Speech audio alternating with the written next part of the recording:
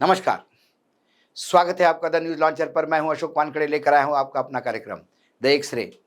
खबर महाराष्ट्र की है, लेकिन फिर चुनाव आयोग को लेकर खबर है। महाराष्ट्र की मतदाता सूचियों में अनियमितताओं की जांच होगी, मुख्य निर्वाचन अधिकारी के आदेश।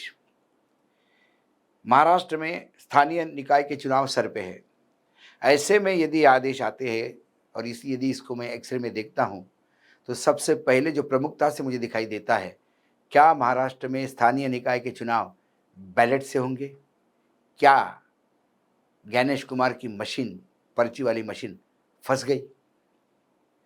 महाविकास आघाड़ी के नेता राज ठाकरे और उद्धव ठाकरे ने विपक्ष दल के नेताओं के एक प्रतिनिधिमंडल ने 14 अक्टूबर को सीओ एस चोकालिंगम से मुलाकात कर मतदाता सूची में अनियमितताओं की जांच की मांग की थी।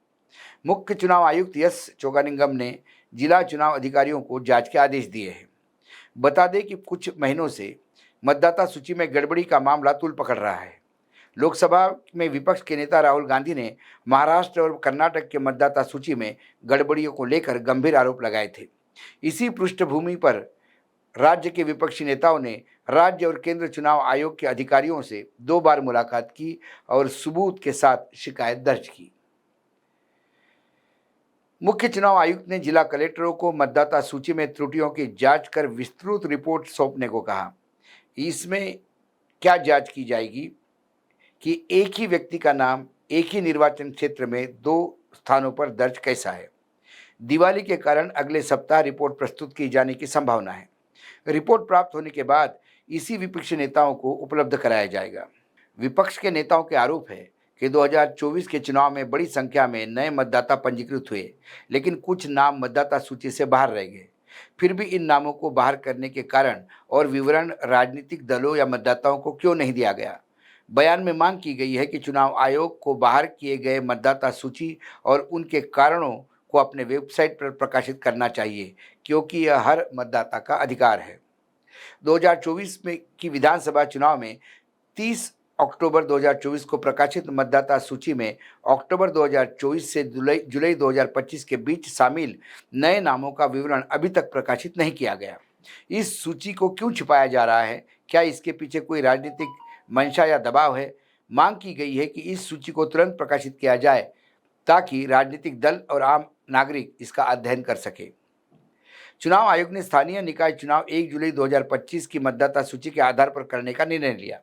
इसके कारण जुलाई 2025 के बाद 18 वर्ष की आयु पूरे करने वाले मतदाताओं को मतदान का अधिकार नहीं मिलेगा। प्रतिनिधिमंडल ने मांग की है कि चुनाव की घोषणा होने तक 18 वर्ष की आयु पूरी करने वाले सभी लोगों को मतदान का अधिकार मिलना चाहिए। मुंबई, पुणे, ठाणे, कल्याण, डोंबिवली, नासिक जैसे शहरों में दूसरे राज्य से आए कई मतदाताओं को 2 जगह पर अपना पंजीकरण कराते हैं, जो कानूनन अपराध है। बयान में सवाल उठाया गया कि चुनाव आयोग दोहरे पंजीकरण को रोकने के लिए क्या उपाय कर रहा है। बिहार में इसके लिए एक विशेष अभियान चलाया गया था, तो महाराष्ट्र में ऐसा कोई प्रयास क्यों नहीं किया जा रहा है? डुप्लीकेशन पद्धति का उपयोग करके दोहरे पंजीकरण को हटाने की मांग की गई है। चुनाव आयोग ने कहा कि वह नगर निगम चुनाव में वीवीपैट का इस्तेमाल नहीं करेगा, क्योंकि उसके पास पर्याप्त ईवीएम मशीनें नहीं हैं। प्रतिनिधिमंडल ने इस पर आपत्ति जताते हुए सवाल किया कि जब 2022 में होने वाले चुनाव अब 2026 में हो रहे हैं, तो आयोग ने 4 साल में क्यों तैयारी नहीं की? हजारों करोड़ रुपए खर्च करके मंगाए गए वीवीपैट कहाँ हैं? वीवीपैट के इस्तेमाल को अनिवार्य बनाने की मांग की गई है। मुंबई महानगर पालिका चुनाव बैलेट से होगा क्या? यदि चुनाव आयोग वीवीपैट सुविधा वाली ईवीएम मशीन उपलब्ध नहीं करा सकती, तो मुंबई महानगर पालिका के चुनाव बैलेट पेपर कराने की मांग की गई है। कुल मिलाकर ये जो स्थिति बनी है महाराष्ट्र में लोकसभा चुनाव और विधानसभा चुनाव के नतीजों में इतना ज़बरदस्त फर्क आया। कोई कहता है कि लाडली बहना की वजह से, कोई कहता है कि नहीं, वो संविधान का डर फालतू किया गया था। लेकिन उसके साथ साथ मतदाता सूचियों में इतनी तफावत है कि लोकसभा चुनाव के बाद आने वाले विधानसभा चुनाव में नई मुंबई में एक कॉन्स्टिट्यूंसी में जो मतदाता सूची में घपला पाया गया या जो फ्रॉड पाया गया, उसके लिए विधानसभा चुनाव के पहले रेक्टिफिकेशन हो, ऐसी मांग स्थानीय नेताओं ने की। जब उनकी मांग सुनी नहीं गई तो वो कोर्ट गए, हाई कोर्ट गए। मुंबई उच्च न्यायालय ने जब ये निर्णय दिया कि ये मतदाता सूची में बहुत तफावत है, तो इसको फिर से तुरंत रेक्टिफाई किया जाए। लेकिन इसी बीच चुनाव आयोग ने चुनाव अनाउंस कर दिया और फिर ये कहा गया कि अब चुनाव का प्रोसेस चल रहा है, तो अब उसी जो मतदाता सूची भयावह गलत बनी हुई थी, उसी पे विधानसभा चुनाव हो और फिर नतीजे ऐसे ही आए कि उस लोकसभा कॉन्स्टिट्यूंसी में सारे के सारे सीटें बीजेपी को चली गई। ऐसे कई कॉन्स्टिट्यूंसी वाइज यदि देखा जाए तो हर कॉन्स्टिट्यूंसी में कहीं ना कहीं 5 से 10 हजार मतदाताओं का लोचा है और इसको ठीक करने के लिए जब भी सवाल उठते हैं तो फिर चुनाव आयोग के तरफ से एक ही जवाब आता है, कुछ तो लोग कहेंगे, लोगों का काम नहीं करना। लेकिन इस बार जिस हिसाब से विपक्ष ने पूर्ण रूप से घेरा है चुनाव आयोग को और चुनाव आयोग ने ये व्यवस्था दी है कि इसको तुरंत रेक्टिफाई किया जाए, देखा जाएगा कि ये रेक्टिफाई होता या नहीं होता।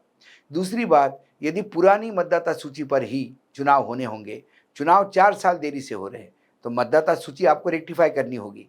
यदि आप ये सोचोगे कि नहीं अब 4 साल पुरानी ही मतदाता सूची पे वोटिंग होगा, तो जो 18 साल जिन्होंने मतदान का जो उम्र पाई है, उनके अधिकारों का कौन रक्षा करेगी? वो कोर्ट में भी जा सकते हैं, मामला और पेचीदा बन सकता है। इसी बीच ईवीएम मशीन पर्याप्त नहीं है, वीवीपैट पर्याप्त नहीं है, यदि ये बात बताई जा रही है, तो फिर क्या ज्ञानेश कुमार का आयोग फंस जाएगा और उन्हें बैलेट पेपर पे चुनाव करवाना पड़ेगा, जो विपक्ष की मांग बहुत पुरानी है। जब मैं एक सिरे से देखता हूँ तो मुझे बहुत रायता फैला हुआ दिखाई देता है। देखते हैं दिवाली के बाद कलेक्टर्स क्या रिपोर्ट देते हैं और कितने जिलों में कितना रेक्टिफिकेशन वो बताते हैं। आज न्यूज़ लॉन्चर पर इतना ही। कल फिर आता हूँ किसी विषय के साथ। तब तक के लिए नमस्कार। देखते रहिएगा द न्यूज़ लॉन्चर।